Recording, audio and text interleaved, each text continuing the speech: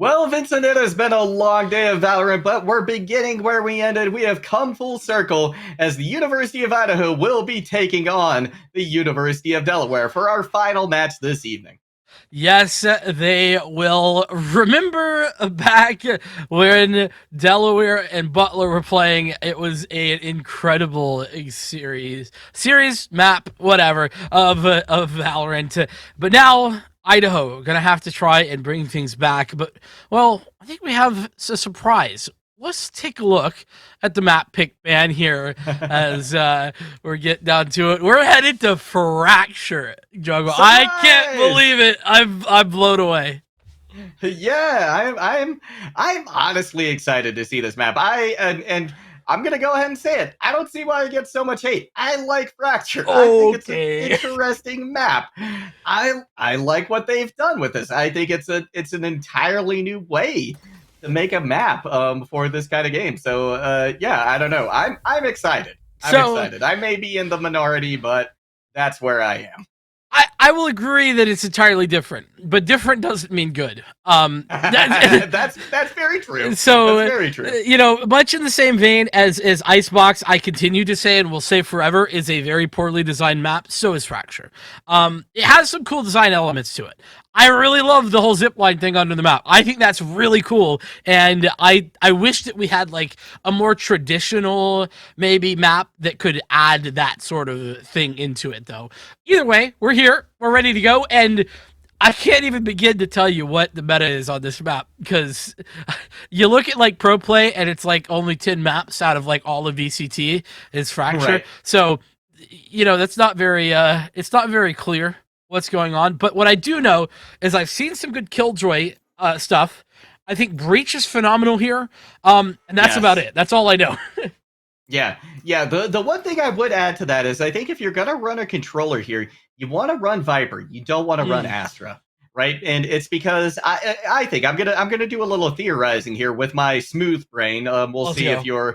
if your big brain over there has something to say about it. But I think one of the reasons is because you've got the wall, right? And Uh-huh. because you have two angles that you really need to defend from in a much larger capacity than you do on any of these other maps, right? The Mm. attackers can take two completely distinct and different routes to point, and having that wall shuts off a lot of opportunity for them. I think you've made a phenomenal point. I'm right there with you, and I agree wholeheartedly because, yeah, it's sort of difficult to create that sort of one entry perspective. Otherwise, I guess is kind of one way to put it. But yeah, I think that especially I'm not even. It's been so long. I'm not even remember which one's A and B, but and one of the sites in particular, I think it's B. That becomes a really big deal really fast as well. It does, yeah. I think you're absolutely right. If It is I'll B, go by the ahead and way. say I'm a controller main. Yep, I'm a controller main, and I find that I feel much more comfortable setting up on B side as on the defense as Viper. But we're gonna see instead the defense potentially setting up on A with Viper. Oh, we They're are. both very doable, both absolutely doable. Yeah, Oh, you and know what? I was wrong. I like A side. I like A side more as Viper oh, on okay, defense. Yeah. interesting. I completely misspoke. So actually, I was making the point that I think Viper attack side on towards B is really powerful. So it'll be interesting to kind of see how that goes. Yeah, it really will. We're gonna see an early breach util come out. Nice blind right there. Gonna stun as well. Ground ball forced to back off. And we have one of these Viper walls up already. I do like this one because the defense has to go through it 3 times in order to get the point, right? And that's Yes. so many lanes that they have to clear. So many opportunities for the defense to pop off. No kills coming out yet for either side, as we're gonna see Idaho flirt with the idea of potentially wrapping back around to a different approach. Oh, but Oh, look at this flank from Delaware. yeah. Well, so it was a flank. Then they got away, and now they've come back for another flank. So this is what's fun about this map, though. I mean, Yes. it really is. There's no doubt in my head.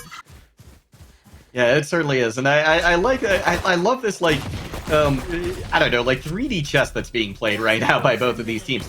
Nice stun coming out onto Connor from a breach once again, but it's not going to result in a kill. Now just a little over 30 seconds left to plant. Still plenty of time. And in fact, Idaho's gonna be able to get away with it. They've juked, they've dodged, they've um you know, they've gone one way and then the other so successfully that they've got a nice plan here. They do. Here's the retake, and it's already started with the Sheriffs. Yeah, that it has several blinds coming out. John going to be the person who's popping off, though, for University of Delaware. Now it's just a 3v2, but the South of Bailey going down very low. The fuse is coming in. It's up to Connor to see if they can come away with anything here. They, in fact, get a nice snake bite on the point that's going to help them with this retake, but it's not going to be there in the end. University of Delaware gets the defuse. What a fault line coming through. Is it Savati who's on the breach? I think so. I think so. Yeah. Yeah, that fault line was nasty. It actually hit. It hit the player. I think it was Connor. Yes, on the zip, which is ridiculous. I don't know how he connected it, but it was still very, very strong. So either way, Delaware start on the victory. They're 1-0, and I think this map was somewhat defense-sided when I last talked about it, but I know we had a discussion earlier about it being pretty even at pro play. So, you know, I'm just going to throw my hands up and say, let's watch what happened. Yeah, I agree with you. That's kind of the way you have to approach Fracture, I think, in general, even from a player's perspective, is throw your hands up and say, let's see what happens, right? And right now what's happening is the attackers are taking it very slow. They've been reduced by one member as well. They're not going to have that duelist, that very aggressive presence now, that space clearing that Jet provides, right? And again, I like this toxic screen coming out from the defense. Very, very intelligently placed, exactly where you want to see it to make A very difficult to push. And in fact, we're going to see the attackers flirting with moving over to B, only temporarily, though. They are, in fact, going to make the A push, just waiting for this toxic screen to go down. But look at that. Brad Bala just spraying through the screen, gets the kill. That's incredible. And, okay, John, nicely wow. done. That's one way to shut things down. The A entrance no longer is viable for Idaho, and they're rotating out, as you would expect. Connor was thinking about going for it, but heard this push, and too bad it's only 1-for-1. Wow, but they made it away with 22 health and a dream. And now, you know, when you go over to this other side, it's just anyone's guess as to which direction you've gone. But it looks like they guessed correctly. They're going to get the ult orb, and that's going to be their downfall as Brown Balla picks them off around the corner. So I've heard some rumors, we'll just call it rumors, that the operator playing around the dish area over there can be very effective. That's what I've heard, especially on the defense. Word on the street. Word on the street, yeah. So I'll be interested to see if that kind of is something that we see come to fruition or not so much, or maybe that was a bit of a flash in the pan for a couple of scrims. But, you know, that's what the scrim bucks are telling me. I got you. Well, you know what? Scrimbucks, you never can tell with them. Sometimes they're right, sometimes they're wrong. Beautiful stun coming out there from Breach. Going to knock several off their feet, briefly slow down that push. But now they at least have a good idea that they're coming towards B. Toxic screen going to be going up here relatively soon as well to give a nice approach on the point. That's going to allow for a good plan, as is that Sage Wall as well. Relay going to be taken out by Kelvinator. Now University of Idaho with an advantage. One of the first they've had. They're going to get a plant as well. Yeah, and the Viper's pit is out to deny re-entry. It's going to make life difficult for all of these players as they come back through. But Exotic is good for the first. They're looking for more. That they are, and they are not going to find it this time around. University of Delaware able to successfully trade out. And now Safadi looking for an angle to try and push in. But with the Viper's pit threat, that's going to make things so difficult. And look at where Sage is standing right now. Oh, beautiful comes in from Kelvinator, though. And gonna be enough, as a matter of fact, in Idaho able to come back with the win. Yeah, and I think that, not to take anything away from Idaho, because they made a great entry, they put the pit down, they did everything right, but I think the lack of a retake there, a lot to do with Delaware clearly not being super set up or having a lot of knowledge about this map, because they just didn't know where to look in the Viper's pit without like Right.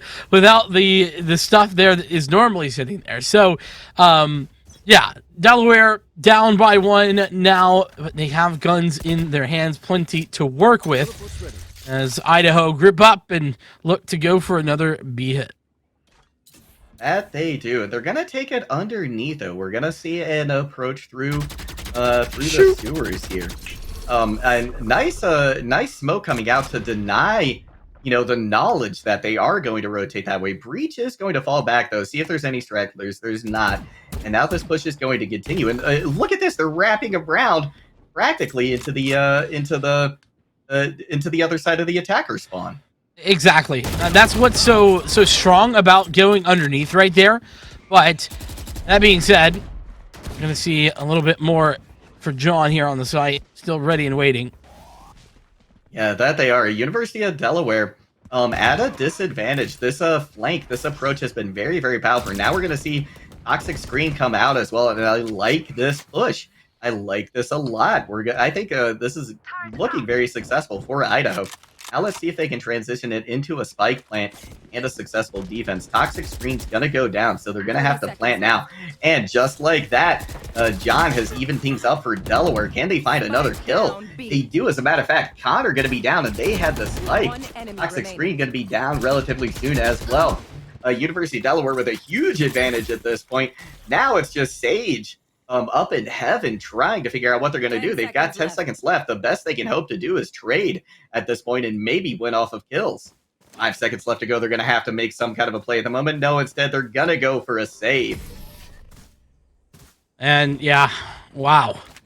Not much to talk about there other than the fact that Idaho, they did well to get into good positions, right, initially. But then they couldn't find the requisite frags in time, and it was good patience from Delaware as well to just force them to play the time, right?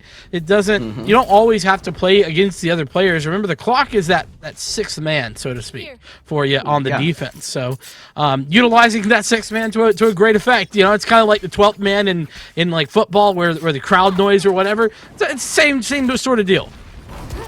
Yeah, you're absolutely right. We're going to see a big flash come out. That's going to allow John to get a kill, but John Buck is there to trade. We're going to have the res come out, though. Joe going to be back in the fight. So now Idaho with a little bit of an advantage here after that brief exchange. Exotic Sir is going to even things up, though, and in fact put them in Delaware's advantage. Relay now with the tour de force as well. That is going to be a lot to deal with, and in fact, University of Idaho says enough of a let's go B. 3v2 though. Tour de force, of course, still on the cards. There's also a lockdown. So Delaware, I feel like they kind of have this in at least in a good position to have this, no matter how you slice it. Yeah, we're going to see a little bit of damage coming in there, actually, from the turret. Going to take Bailey down very low. They're just with a sliver of health. In fact, going to be taken out by the turret. Don't see that happen too terribly often. A nice hit coming in there. We're going to see the wall come up as well. That's going to do a lot, but it's not going to be enough.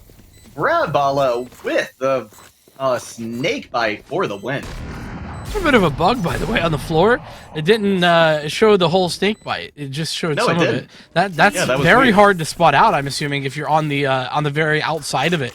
But I don't think that's why that kill came through, but I will say I wouldn't want to be in that position. No doubt. But 3 ults aside, actually, is some big ones for Idaho. Bladestorm, you got the Empress. You also have the Rolling Thunder for both sides, and that, I think, is actually really powerful because the Rolling Thunder, I think it pretty much entirely covers the B area. So for both a retake and a take, it can be deadly. But right now, looks like most of Idaho leaning in towards the dish side of A. And it looks like they're going to go straight for it. So no one out here. And it looks like the money not great. And so that's why they've gone for this A push. It's going to be briefly obstructed by this toxic cloud, the poison cloud, rather.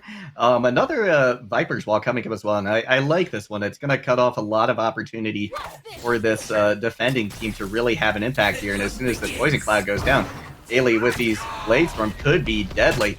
Here comes that Rolling Thunder as well, gonna knock several down. Bailey gonna be taken out, not gonna find any use for this Blade Storm this time around, and now Savati positioned excellently to hold this with Breach. Talk about a stalled out push. This is a rotation. You see on the map, both teams kind of rotating in the same direction at the same time as they move in towards the B side. Nice shot coming out there from Exotic. Make that two. Got to be taking quick work of University of Idaho. Make it 3 for Exotic Sirs.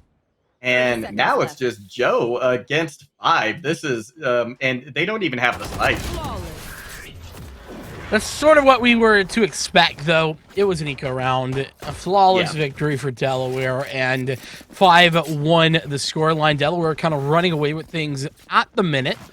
Idaho with a big chance in this round to bring that back. There's an operator for Joe. Also got all the the Phantoms up for the rest of the squad. And like I said, having that Rolling Thunder ready to go means that you really have a potential entry into either site, but I think B is where it makes the most sense. I think you're right. I think B is as well. But we are going to see the attackers stacked up on A site instead. Viper and Chamber going to be the two holding down the fort for University of Delaware. Relay with an early pick. That's got to feel good for the defense. And the rendezvous out as well. Nasty work. As Brown Ball, speaking of that defense, going to be putting up a defense of their own, and that's the Viper's pit. That they are. That's going to really dissuade this push onto A site. Chamber going to come in looking for a kill. They're able to take down Connor with the spike. Can they find another? They're looking for it. 27 health. They'll make that 12. They're going to be forced to back off and let one of the other players take this engagement. John's going to push around the corner, and they're going to find 1. Make that 2, 3 for Delaware, and another flawless round in the books. Yeah, that aftershock was nicely timed. It just doesn't come off quickly enough for Jalbach, and ultimately he goes down for that trouble as well. 6-1, man. That is not ideal for Idaho, as they bought back in, but it's a mixed bag, I think is the right way to put that. You got a Judge, a Stinger, a Spectre, a Vandal, and a Sheriff. Nobody has the same weapon at all across the board here. And even worse, the buy's uneven. So an investment for one and not the other. The fault line's so good. Wow. Absolutely massive play there coming out from Breach. Just allows John to mow down the competition. And very quickly, University of Delaware makes it 7-1. That's happened just so fast. I was like, wait, hold on, what? Yeah. John, using the dash to get into position, obviously that's something we see relatively often with the Jet, but the placement of the fault line from Safati, unmatched, impeccable. So Idaho they're really down, not quite out, but certainly down bad at this point. They've got, again, still the Rolling Thunder to work with, but they just haven't used it. Yeah, you know, we both come from a lot of Overwatch, and one thing we like to say there is the person who ults first tends to win. Yep. And you know what, University of Delaware, they took the tempo really to their advantage there, and now with this beautiful play coming out from Exotic. Sirs, John had 3 last time, Exotic 3 this time. Can they make it 4? They in fact do. And Idaho just being caught unawares and off guard by these flank angles consistently. I mean, that one, I would argue, relatively not even a flank, just a good defensive setup. Once Idaho rotated, via the zips over the course. But here we go again, and yeah, this is just feels like par for the course, maybe at this point. But when Idaho are winning, they're not winning because Joe got the opening pick. That's been something they consistently haven't been able to find. Only they just get slapped in the face by Exotic, and it's got to be paid. That's just the reality. Yeah, it certainly does. I think Idaho just needs to do a little bit better job of covering all their angles, right? Like they're just getting caught off guard a little too frequently.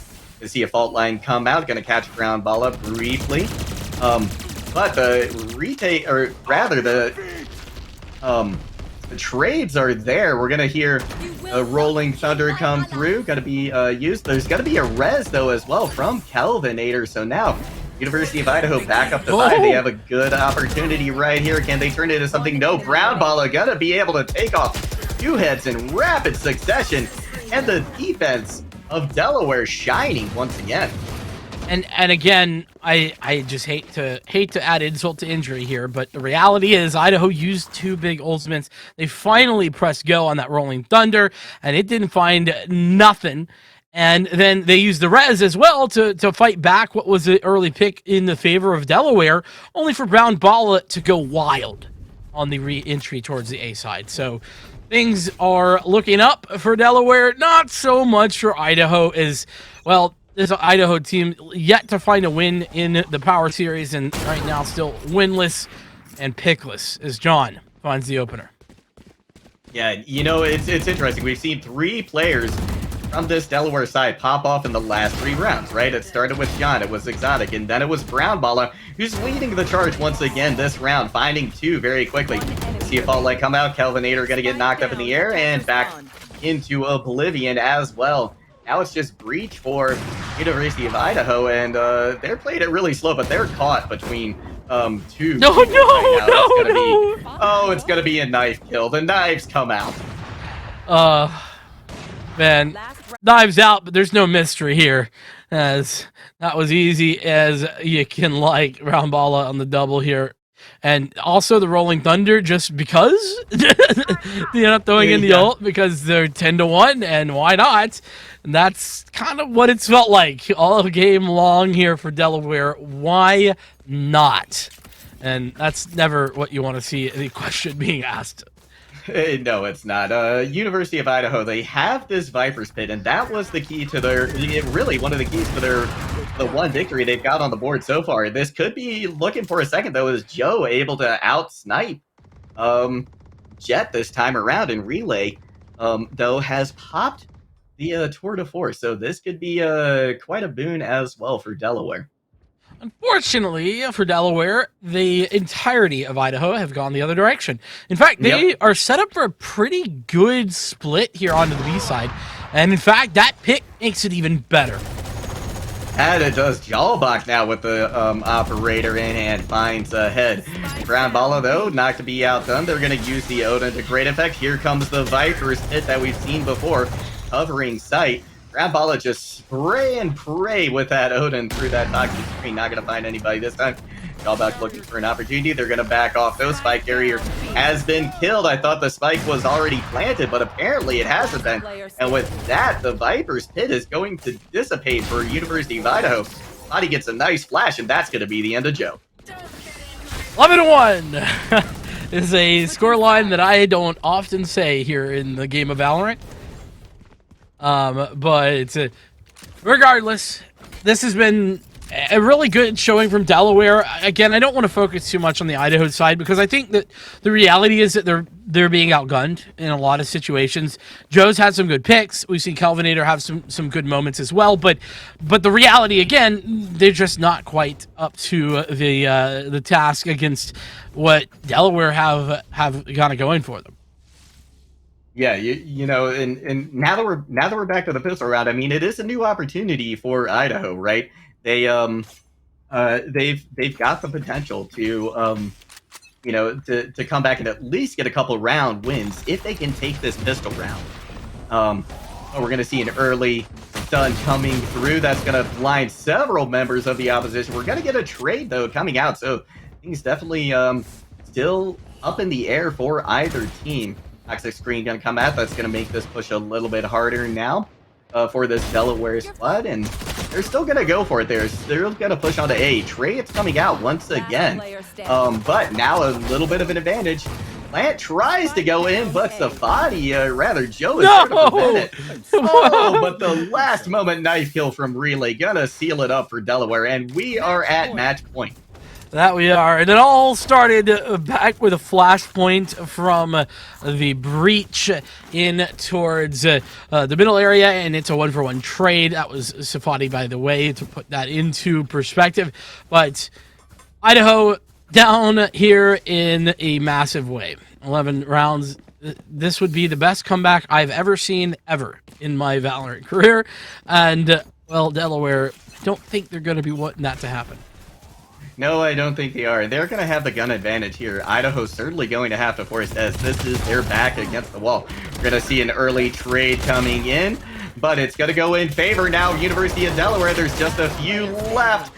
One left. It's just Breach. Can they hold on? Can Jalbach make anything of this? The plan is going to be successful by Safadi. Jalbach almost catches a corner, a glimpse of that Viper around the wall. They're going to see if they can stun anybody. Not going to be successful as the wall is up. They're not going to have any sightlines for it. Going to go for it again. They fire blindly through the wall. They almost catch out Viper. Once again, they're going to find them around the corner, but that's going to do it. Brown Balla with the final kill to seal the deal for the University of Delaware.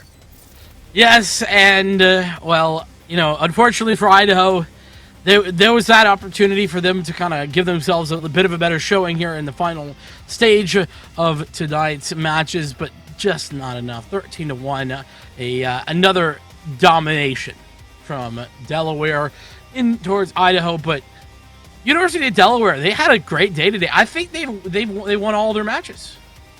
That is fantastic. I mean, especially the match against Butler, right? Being able to come away with that, Butler having been lossless up until that point. So kudos to Delaware for just an excellent showing today, and for all the teams. I mean, we have to. I think we also have to congratulate Idaho. They had the best showing that we've seen so far earlier that day against St. John's. So happy to see that progress. Happy to see that potential there for the team. But that's going to do it for this matchup, and in fact, that's going to do it for the day here for this Valorant Power Series broadcast here on EGF. It's been a phenomenal bunch of matches, and thank you so much, of course, to Jungle God as well. I've had a good time, and Juke has been here all day along with Icy Flames doing the observing. Thank you so much to them. Without them, we wouldn't be here. We wouldn't see our beautiful faces. But with that, we're going to watch some replays about over this matchup, and, well, we'll say goodbye. You guys have a great rest of yours. We'll see you here next time at EGF.